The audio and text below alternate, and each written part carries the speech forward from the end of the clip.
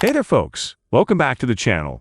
So, today we're gonna dive deep into 4chan. In July 2nd, 2020, a user posted a thread on paranormal boards about his time working as security guard for Jeffrey Epstein. A fair warning, folks, this tale delves into disturbing territory, including assault, suicide, and even murder. Before we start with the story, please hit a subscribe and ring the bell to stay updated with us.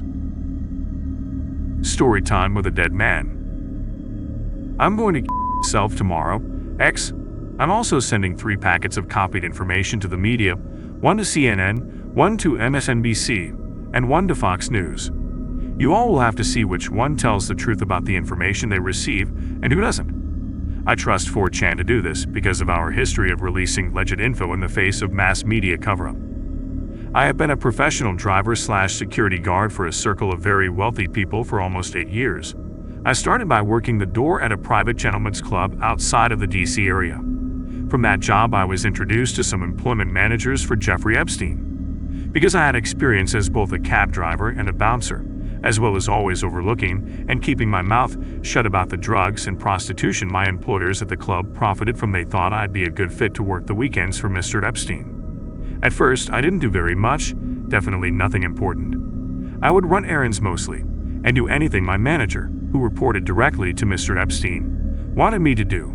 So say the gardener calls out sick one day, it would be me mowing the lawn in his place. I was sort of a floating general helper. Inevitably, I ran into Mr. Epstein now and then, and he was always very personable, enthusiastic. I had heard about his original court case and the rumors and everything. But just meeting this guy made me feel like it was all a lie because he seemed so kind and genuine. I thought he really was just this hotshot money man, like a Bruce Wayne or Tony Stark kind of figure. And I think, ultimately, that's how he wanted us all to see him. His God complex was, to say the least, very developed. Eventually, I was trusted with bigger jobs. I think I got a good reputation because I cleaned one of Mr. Epstein's bedrooms one day. There was, to my dismay, a mixture of shit and cum on the bedsheets. I dealt with it professionally, and I didn't say anything. I knew by then that someone is always watching. There are cameras in almost every single room save Mr. Epstein's private office and regular bedroom. He had several bedrooms, but one was his favorite, I guess. His main room. I never mentioned it to anyone, but I still got a thank you from my manager for being discreet. One day, I was asked to go pick up a masseuse from a bus station. I didn't ask her age, I knew better, but she couldn't have been older than 16. I got a really bad feeling in my stomach because at this point denying Mr. Epstein's taste would be borderline irrational. I did my job though. I took her to his house, and a few hours later I took her back to the bus stop. She was crying, and I didn't talk to her about it.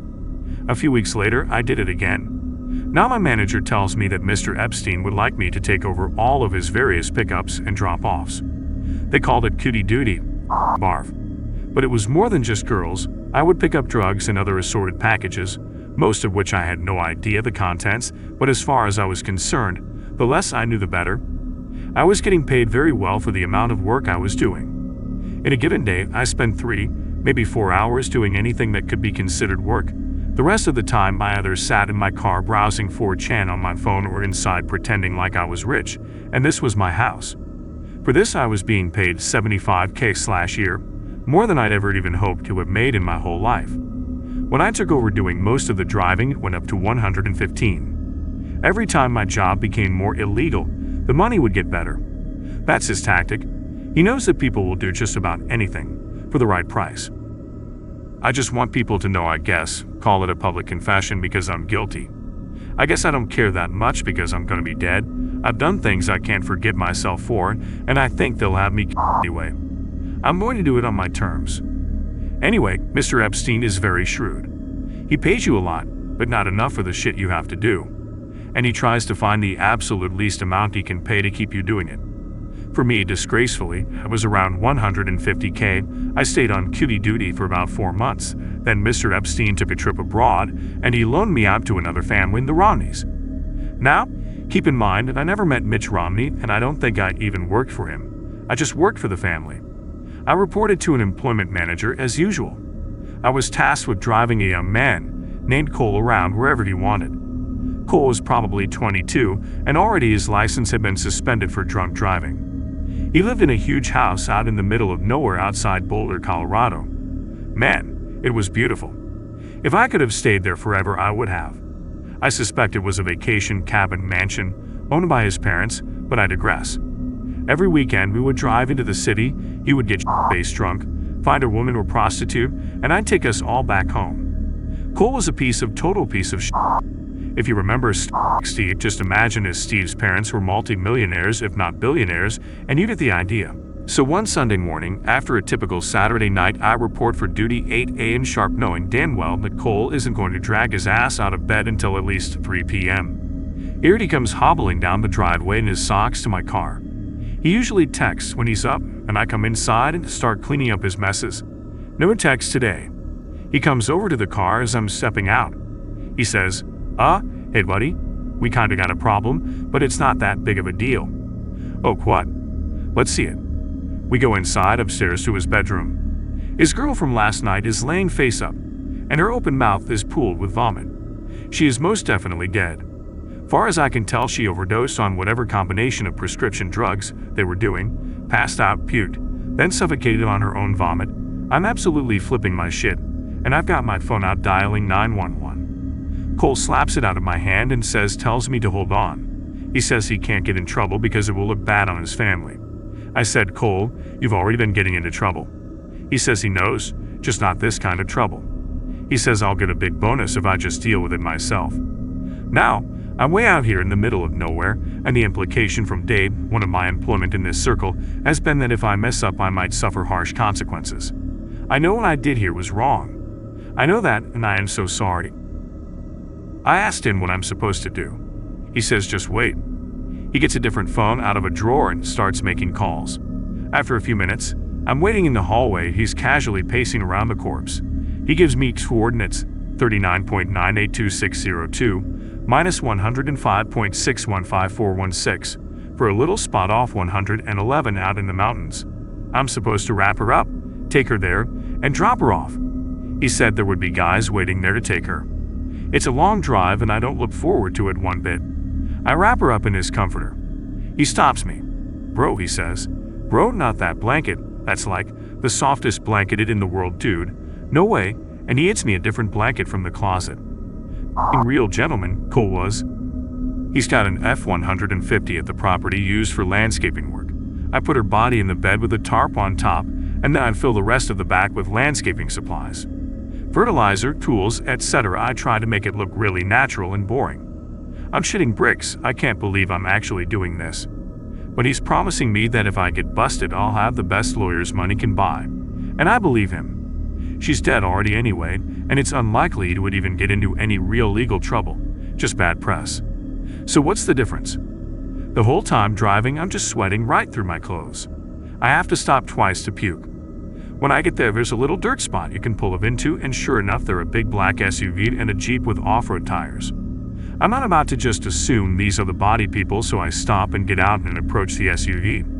The window rolls down, and there's a woman who's probably in her 50s and a big guy driving. I don't know what to say, so I'm just kinda like, how's it going? Feeling like a complete f***ing idiot. She makes a call and describes me to the person on the phone, then she puts it down and says, we're who you're looking for. Is it under all that stuff in the bed? I say, yeah. Do you need help? She says, no, take a break. So I walk into the trees a little bit and smoke a cigarette or two. They got her out and put her in the Jeep within about 5 minutes. The woman tells me to wait 15 minutes before I leave. Then they'd pull out and drive away. The Jeep drives further into the woods. I wait maybe 7 minutes and I leave. I got a text later telling me not to ever leave early again. It was from a blocked number. So when I get back to the house, Cole is sitting at the kitchen table eating a massive bowl of Fruit Loops with a big serving spoon, watching Love and Hip Hop. This man is like a child, and he hasn't even gotten dressed yet. He asks me to wash his blanket and sheets. I do it. We got really drunk that night, and Cole tells me this has happened twice before and it's always fine. He says he's like Scarface and shit. I hate him. The remaining few months go by without incident, and he gets his license back, freeing me at last. Mr. Epstein doesn't need me at this time, but I did get referred as a reliable driver to the big wigs at Def Jam Records, who assigned me to work on Rihanna's crew while she promoted Talk That Talk, at the time her 6th and newest album. I never met Ms. Rihanna in person, just in passing now and then, but I found this job to agree with me a lot better than the others. I drove a van stacked with promotional gear from city to city while she toured. A few times I was sent to pick up Molly and was taught to use test strips to test for purity. If it was not pure, I was supposed to walk away, but it was always pure. There are circles within circles of connections. I believe there is an entire shadow economy strictly for the rich and famous to get their rocks off collectively. One thing I did learn about Rihanna is that she enjoys young females as well. I was sent to pick up 2 young girls and bring them to her hotel room. Of course, I was met outside the door by someone more important than me. This struck me as odd because, as far as I understand, Rihanna is not a billionaire like Epstein, but she was even more insulated and protected than he was. I'm sure a lot of that has to do with just personal choices regarding security, but I get the picture that in this world, influence and money both equal power, and Rihanna, especially in 2011/2012, was highly influential. All I had to do was mention her name and girls would get in the car. Just like that. So the most noteworthy thing that happened while working for Def Jam is when Rihanna had a party to celebrate the end of her tour. Everybody was there. I mean, all of the pop stars were there. Jonas Brothers, Lady Gaga, Justin Bieber, and even a few old heads like Elton John and some actors. I noticed John Travolta for sure, Seth Rogen, Emma Stone, Bradley Cooper, to name a few. For this party, I was, of course, tasked with getting entertainment. They wanted it as young as I could get, and as many as I could get. Ostensibly, they were being hired to be wait staff, valet drivers, etc. But the plan is to switch it up on them when they actually get there, give them drugs, money, whatever they need to do what they wanted them to do, which was essentially to be all expenses paid prostitutes for whoever wanted them. That part, thankfully, was not my job. I'm just the piece of shit who tricked them into going. I picked up 5 young girls from a mall, a couple of teenage boys I found walking along the road, and then I got a hold of an escort company to fill it out and make an even dozen. The ones from the escort company were not underage, and I was severely chastised for it. My manager basically asked if I ever wanted to work again. I said yes. He said, "Then act like you've got some goddamn sense. I didn't make this mistake again." After the tour ended, I was just on my own for a month or so. I rented a house near Tulsa and basically isolated the entire time. I was starting to get ideas in my head about going to trade school or something when I was called back to come work for Mr. Epstein again. At this point, I've developed a bad coke habit, of which I've only been sober a few months to this day. I needed something to make me do it. Coke makes you feel numb in a way not much else does, and believe me, I tried just about everything. There are research chemicals, no one has even heard of, that get traded around in these circles. When I came back to work for Mr. Epstein on his island, I was going though an 8-ball every day or two. I binge drank at night, but I had to keep focused during the day. The coke wired me up and the liquor brought me back down. That's the only way, mentally, I could really cope with what's happening. I was flown to his now infamous island to be one of the regular staff. Essentially, I lived on this island for free, while getting paid to maintain the grounds and keep the buildings up. When Mr. Epstein was there, obviously he would bring his own entertainment, so I didn't even have to do that. I thought, this sounds like a f***ing fantastic deal. Island paradise. Great wages. Not much real work. Count me in. Out of all of my sins, I believe sloth is the most damaging one I indulge in. I always look for the easy dollar, and that's why I am prey for people like this. Now, first of all, this island is like paradise on earth. It's always a comfortable temperature. The rains are breathtakingly beautiful, and the architecture and decor of the houses are exquisite. Yes, the bathhouse is really creepy. The fake doors are there to confuse fly-by surveillance, if anyone was wondering. The other regular staff were hard to get along with. They were all creeps, and I mean capital C creeps. Made me wonder about myself, honestly, that I'm put here with them. They all joked about getting Mr. Epstein's leftovers, and the talk was constantly about when Mr. Epstein was going to visit the island again. When he would bring important people, world leaders, CEOs, etc. I and most of the staff were kept totally out of sight. We weren't allowed to work in an area unless we knew it was empty. Only his most trusted employees could actually be in the building with him and high-powered friends. Sometimes, though, it would just be the family and things were more relaxed. I passed by his office once, carrying some garbage. When he beckoned me inside, he asked me my name and I told him. He'd offered me a seat. I took it. You don't get far in this business saying no. He began to talk to me. He looked really stressed. He asked me how anything that feels good could be bad. He had a big painting of Oscar Wilde and considered him a personal hero.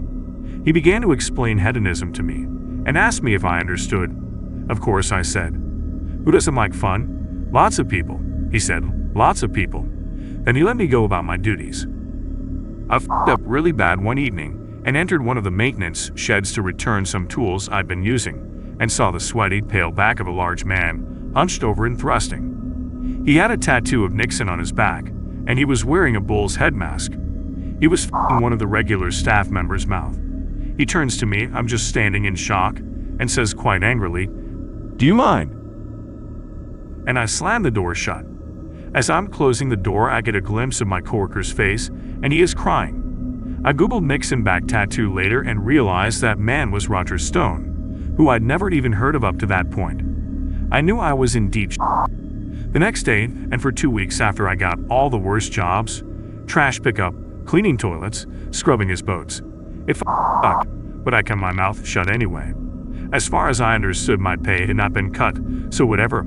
All of the shitty jobs were by myself because at least, hey, I'm by myself. That was fine with me. I'm not a good guy, but thank you. If this was the movies, the Punisher or whoever would rip my spine out of my back, and I deserve it. I'm not a good guy. Anyway, things started getting really tense on the island from that point. People started making little comments to me about being nosy or about minding my own business. I was starting to get worried I'd be branded a troublemaker, which you don't want to be. Things turn very quickly in this business. That's how they kept a lid on it for so long. Any small mistake, and you're out. Most people are let go with NDAs and the understanding that they will be watched the rest of their lives, which ultimately is how I got out as well. After Epstein died, they cut me loose. I guess they figure since he's dead, nothing I know would matter anyway. They're probably right, honestly. It probably won't matter anyway. But the rest of my time on that island was pure terror. I was just waiting to be taken away, or worse. Never happened, but I was still really scared. I saw a few of their weird plays they would do around the bathhouse. Mr. Epstein had a little portable stage he would get set up. He would wear the bullhead I saw Stone wearing and give a big speech about what he called freedom. He would say this island is the only free place in the whole world where everyone on it can do whatever they want. Bullshit. Not your employees, not the children you'd bring here. Total bullshit. Everyone would cheer. They'd get up and do a sort of combat line with tiki torches, really cringy old rich people shit, and go into the bathhouse. There is a trapdoor on the floor that has not been reported in any of the investigation photos that I've seen, which lead to what they call the chamber, and it is essentially a bondage dungeon. I don't know what all happened in there, and I never want to know. I stayed as far away from that bathhouse as I could. I mean large as in wide. He is a brick of a man, pick-related. In the supply shed, he was taking up basically the entire doorway.